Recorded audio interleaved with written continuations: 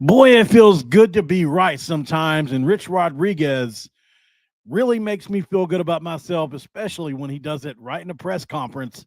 Let's talk about what he did and why and how it predicts our future right now.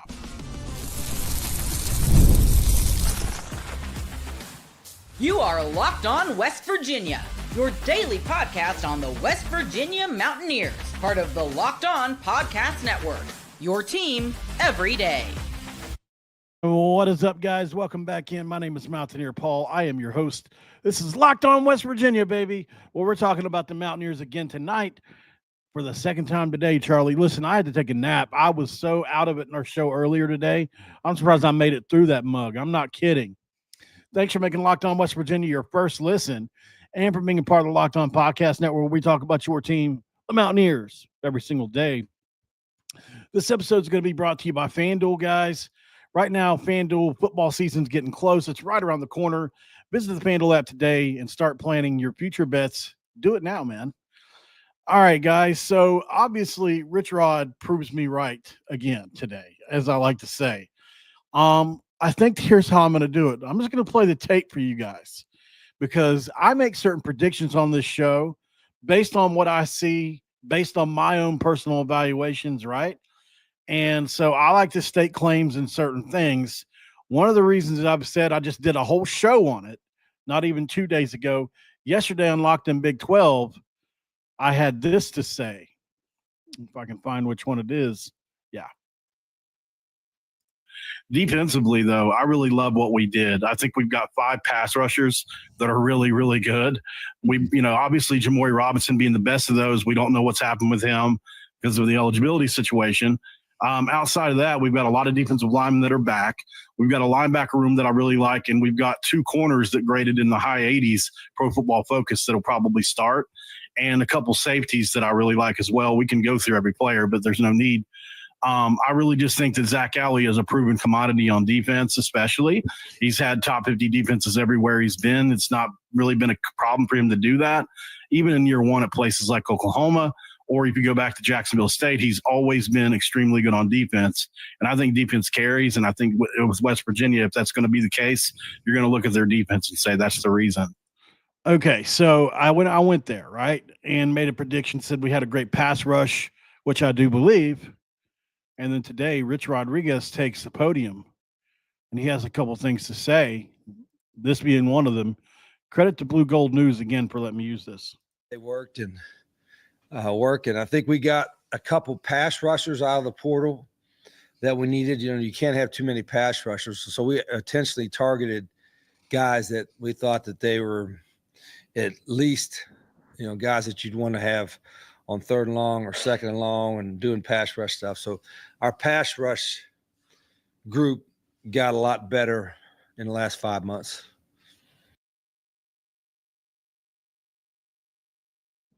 Thank you, Rich Rod.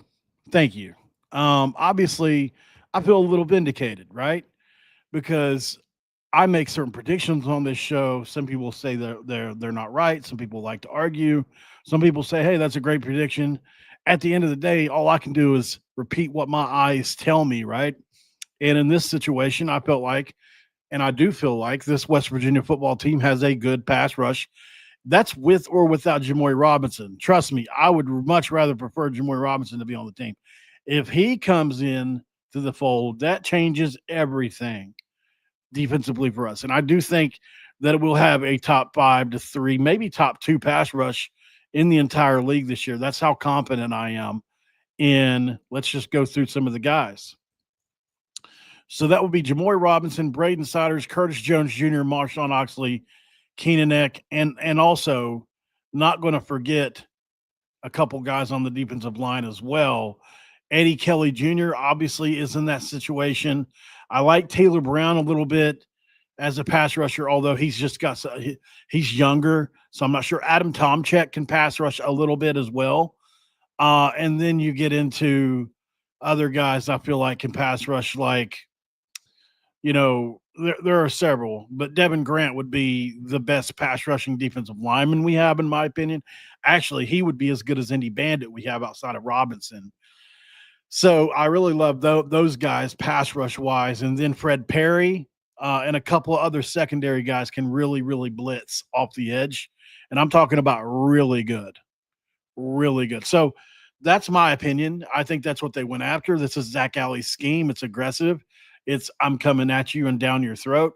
So not a shock to see, not a shock to hear any of that jazz. But I say all that to say I've got a new prediction. That's what this first segment's kind of about.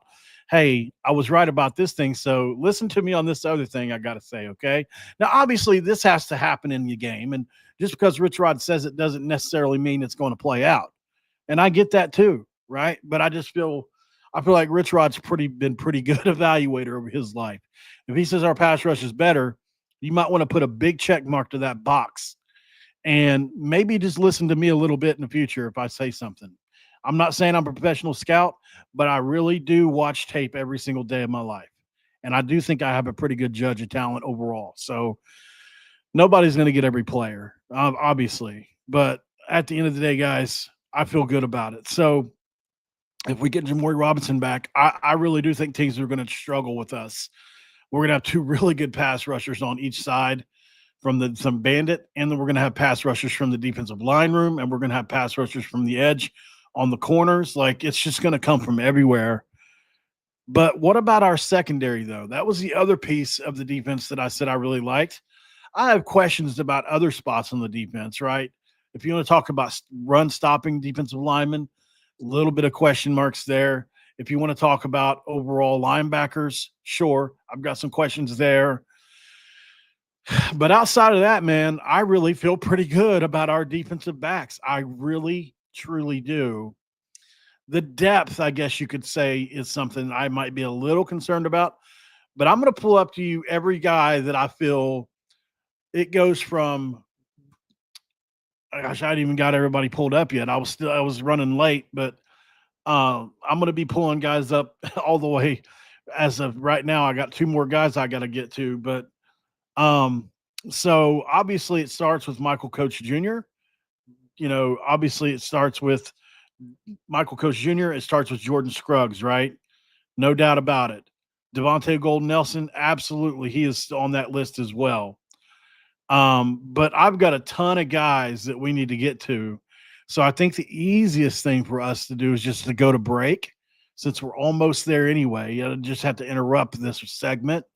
And we'll just get into the secondary next, because I'll tell you why I believe that our secondary, actually, I think it'll be as good as our pass rush, if not better, because there's just more good players. Like, I'm talking about a lot of good players and a couple really great players, in my opinion. But I don't know how deep we go, but we'll talk about that. Be right back on Locked On West Virginia. And this episode of Locked On West Virginia going to be brought to you by FanDuel, guys. And talking about FanDuel, we just talked about it earlier. Football season around the corner. August 26th is officially FanDuel Futures Day, a brand new holiday for football fans who like bold live connections and predictions and preseason hunches. If you've got that, for just 24 hours, FanDuel is giving you deals on NFL predictions in the season.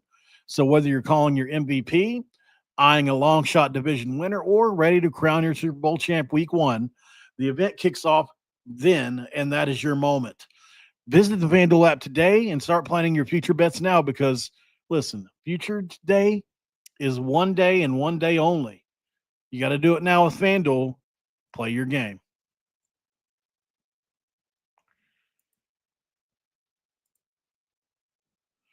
Segment 2, crack-a-doo with me, guys, as we get ready to jump back into this secondary talk. So Jordan Walker, I think that's where we start at today. He took the podium today and had this to say. That you really struck you in practice so Say far? it again. Any other of the defensive backs that have really jumped out to you that Mountaineer fans should be watching for this season? Oh yeah, all of them, definitely, all of them, all of us. I feel like we got a great back end. So keep an eye out for everybody. We got a lot of competition back there, a lot of great players back there, and it's gonna be exciting. Were you aware of the problems and the struggles they had last year in the secondary? He gives a really funny answer to that question, and I would love to let you hear it, but I don't want to play too much of their press conference. Go watch it at bluegoldnews.com. But You know, he said basically, I didn't know how bad our secondary was till I got here, and people started finding out what position I played, and they'd be like, "Oh God, thank God," because our secondary was so bad last year. So that's kind of how people found out. But you know, he said all of them, and I just want to say he's not just saying that. Like, if you look at the sheer number of players that we have back there that are what I consider pretty good to really good, it's actually kind of wild. I got to looking at it today, and I just can't believe it. How many are there? Let's see. Let me just go over the list of them now because that would be easier, right? Let's just go over the list of them now. Let's share the screen. I'll just pull them up one by one. Michael Coach Jr. That's number one, right? I think most people would agree with that. Michael Coach Jr. is definitely the number one guy, right?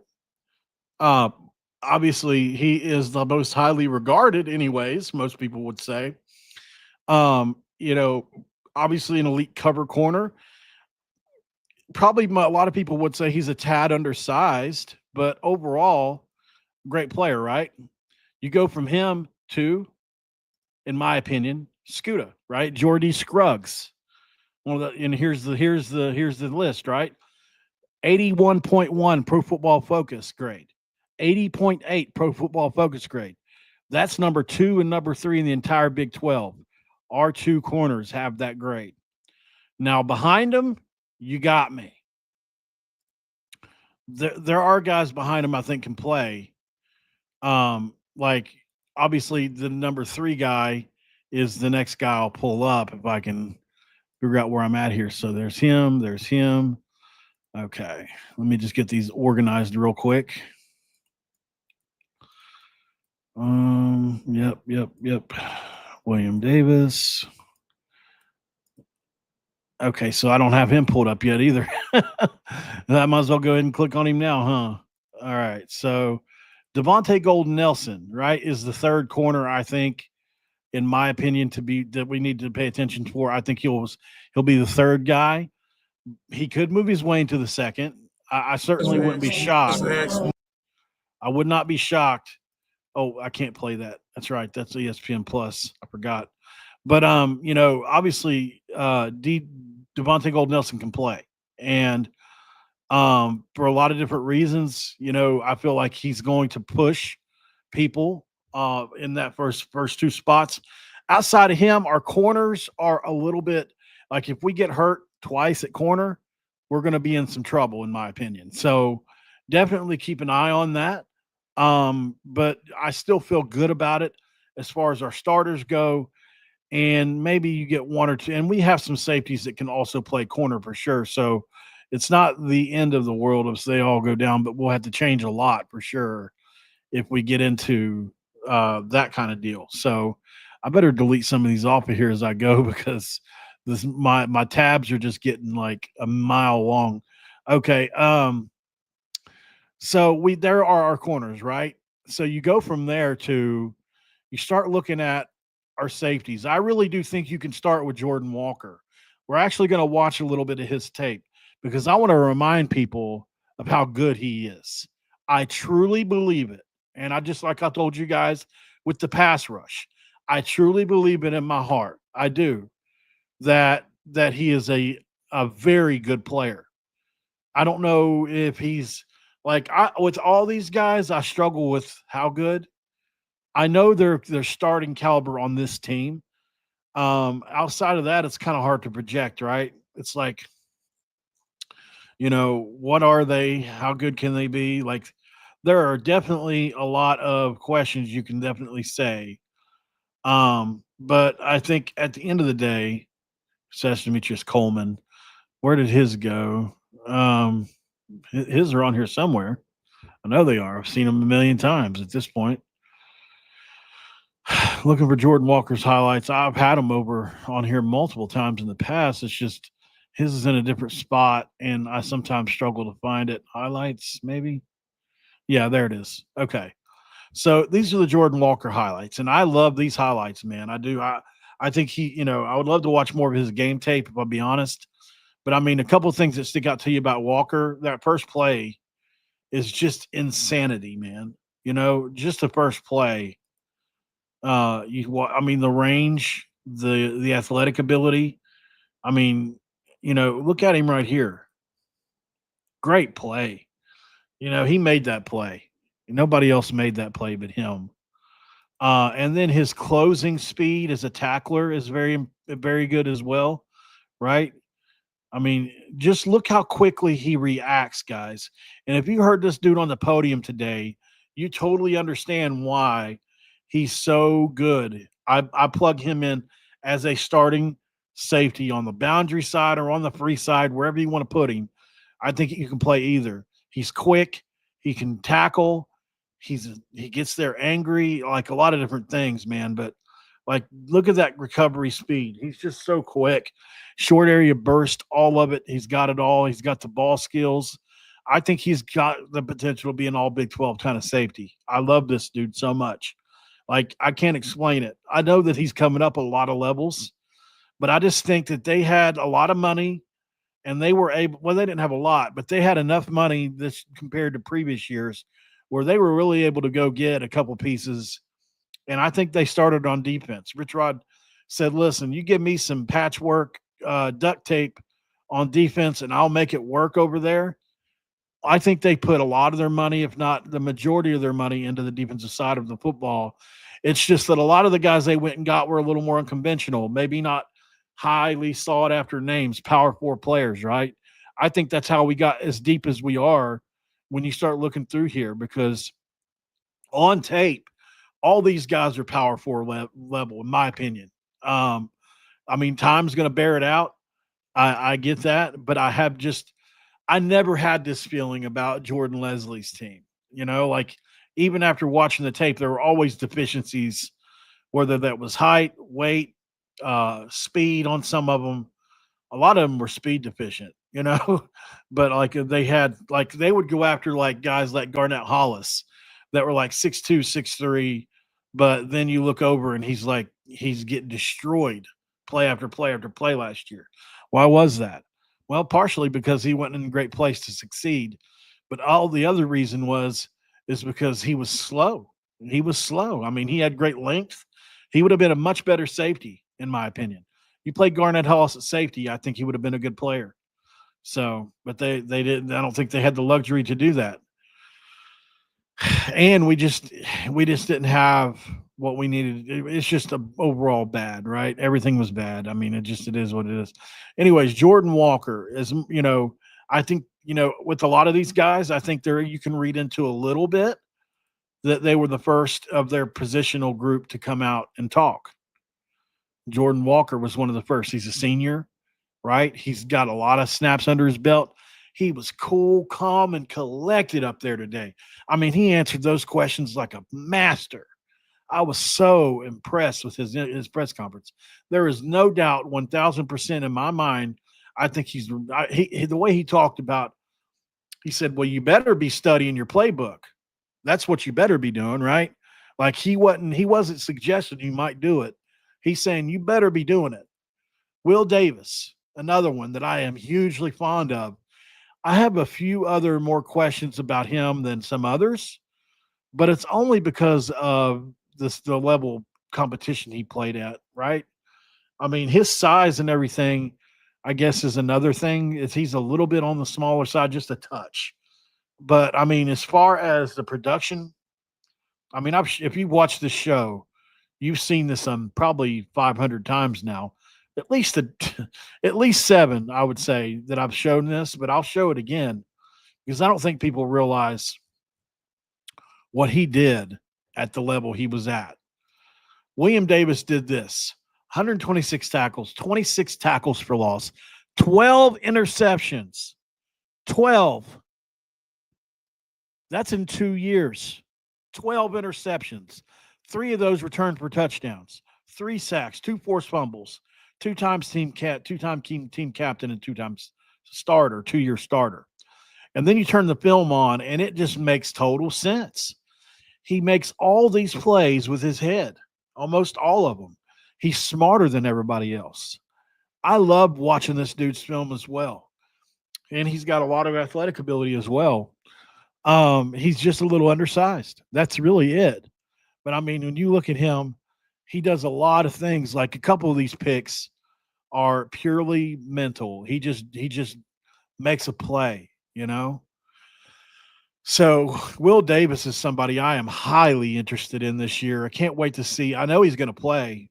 Like this play here, just amazing, you know? Like obviously it's late and over the middle. It's going to get picked by a lot of people. But you know, I just love how he's always out thinking guys. And this tackle here, beautifully done. And he forces the fumble on it. You can put him on the edge like this and watch him absolutely destroy, and I mean capital D destroy this running back and just drive him into the quarterback. I mean the strength on this guy for his size. That's so impressive, man. You know how hard that is to do? Right here. Look how low he is. Look how standing up he is. And he just takes him and moves. I mean, what a play. Shocking play, really. So, you know, he does so much. Here he is here on the slot side. And just look at that play, man. Oh my God. He does it so effortlessly. He really does. Effortlessly. So Will Davis is another guy, right? So if you're keeping count, that's like 5 guys I've already mentioned. That's the 3 corners. Davante Golden Nelson, I like as a backup to Jordan Scruggs and Michael Coach Jr. We've already talked about Jordan Walker. Now we're talking about Will Davis, right? And I might even miss somebody by now. Who knows? At this point, it's been so many names, right? So we can't watch all everybody's tape, but we're going to.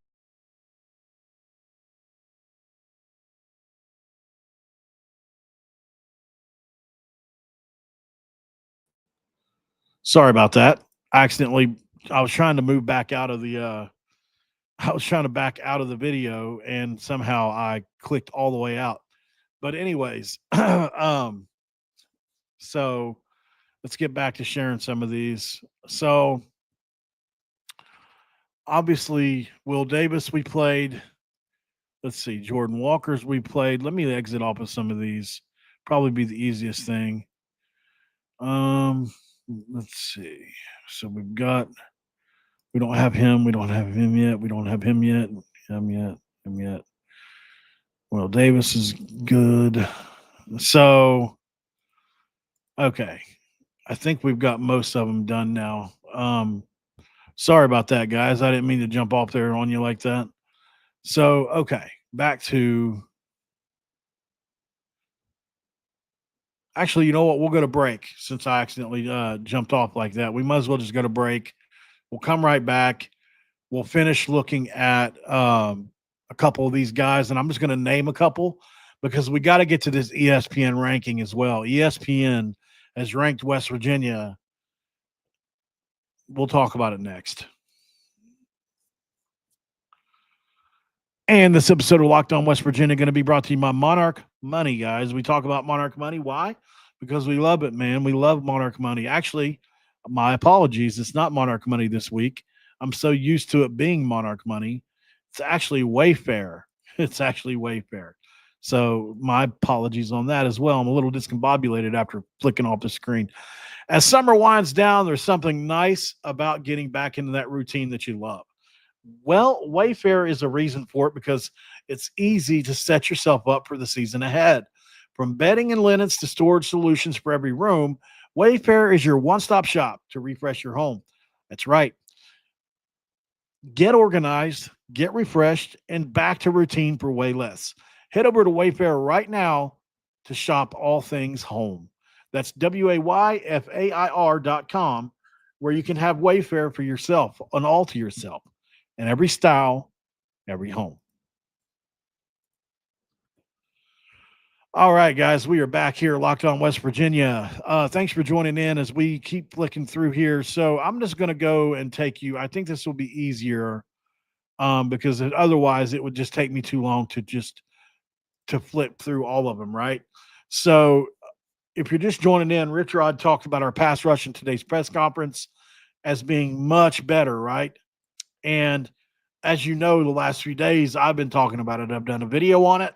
I mentioned it yesterday in Locked On Big 12 as I think we have an elite pass rush coming up this year. I really do.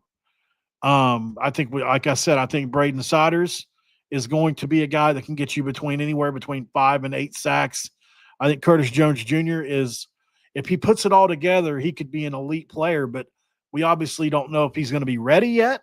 So we're waiting on him, but he's got the chance, the ability, right? We know he's got ability. Marshawn Oxley has some of the best ball get off that we didn't have a guy this good the entire Neil Brown era at pass rushing only.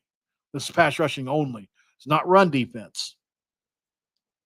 Keenan Eck is a lot like some of the Neil Brown pass rushers we've had in the last few years. Good, but not what I would consider like, oh, shoot, man, you're going to have to – he's the guy that can really get to the quarterback. Like Keenan Eck's good. It's just that he doesn't have anything except the speed rush that I've seen. That's just my opinion. Now, I'm not going to be wrong, but he doesn't have any really moves off of it that I saw. And then obviously you've got can't forget about Eddie Kelly Jr. as a guy that can do it a little bit. I said Taylor Brown can do it a little bit. And then Devin Grant is right there with Oxley as just an immense pass rusher. So we've got two really, really good ones. We got one that could be really, really good. And then we got another guy that I think is very good. So, just different levels.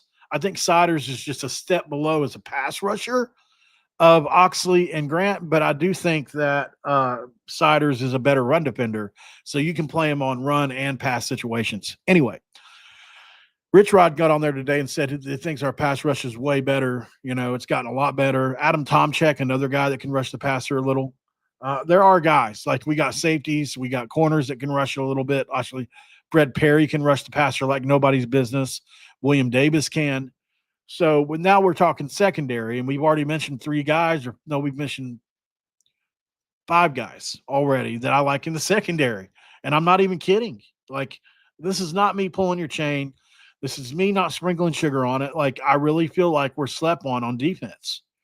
I can't say the same about offense. Like, our offensive line, I have questions with every position, at least a little bit. I think I can see how guys could be okay or good. Not saying they can't be.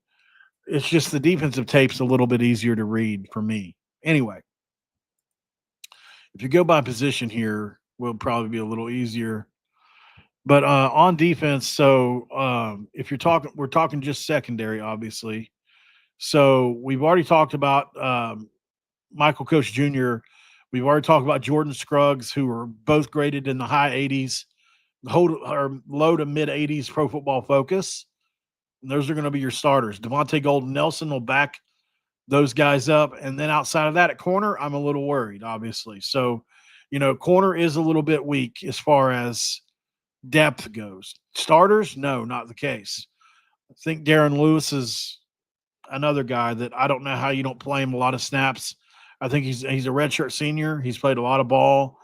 We had one guy rate him as a 5-star transfer. I get it. I don't think he's 5 stars. But I think he's very good, and if he's going to play a lot, right? So I love him to death. Then you got Kikor Tarnu, who had his best year ever in this defense, and he was already coming on strong last year, and he's back again. So you got him. You got Derek Carter Jr., who's switched from corner to safety, who's got time in this defense that I think is good. Justin Harrington has a ton of upside if he's able to get eligible. Then you're talking about another guy that's just holy cow. We just talked about Jordan Walker, and I believe he's going to be one of the starting safeties. And like you're talking 7, 8, 9, and then you haven't even gotten to Fred Perry yet, who a lot of people might say was the number 1 out of all of them.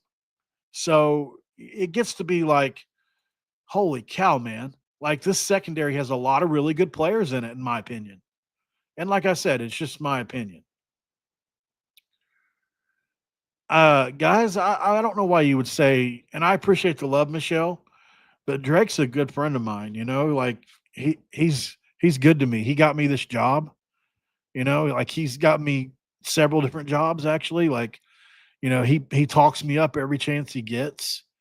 I get that a lot of people don't agree with some of the titles and things that he has, but that doesn't still doesn't that's beside the fact that he's been incredibly good to me. And I mean incredibly good. He and I were the only two that got invited to go to Utah. I don't know that he didn't have a hand in that either, right? So all I'm saying is you can have that opinion and everything. I'm not saying you can't.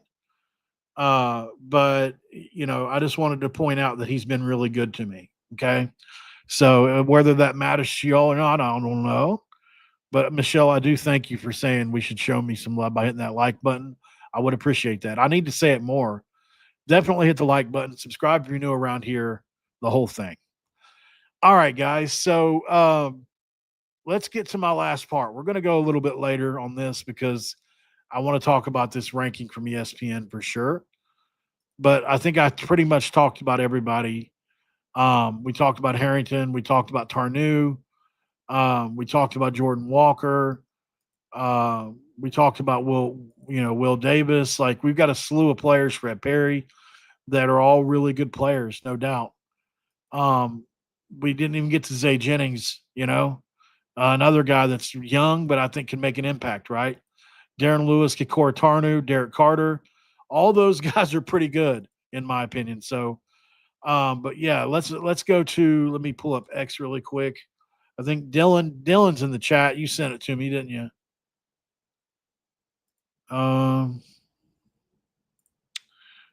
Yeah, I'll somebody sent me a message about Jackson Fields. I haven't checked on that, but I will. All right, let's share the screen here really quick. One more time. One time for the one time. ESPN releases final Big 12 football ranking. So K-State at number 1, Utah's at number 2, which I don't understand, guys. I'm just going to be honest. Like I said on the Big 12 show, I get it. They're probably not going to have 2 bad years in a row. It's probably true, but I just don't. I want to see them do it first. TCU at number 3 is laughable. Maybe they will be really good. I don't know, but like over some of the other teams, it's just crazy to me. No Baylor. Baylor's not even the top 6. It's just a weird ranking, right? TCU's at 4 or 3, Texas Tech's at 4, Arizona State's all the way down at 5. So like there's a lot here. BYU at 8 is laughable for me. And then West Virginia is at 14, where we've been all year long. I can tell you this. West Virginia is not going to finish at 14. I don't know where we're going to finish. Top 8, what have you. It depends on this defense. The more I research it, the more I studied it. And I go live 7 days a week. You guys know this by now. Twice a day, 7 days a week, sometimes 3 or 4 times a day. I spend a lot of time thinking about this defense and this team that we have. Obviously. I mean, I have to be able to do all this. Probably nobody in the entire world thinks about West Virginia more than me. Maybe I'm wrong on that, but I have to do it for a living, so it's like I'm always constantly thinking about it. I sit here all day long at this computer.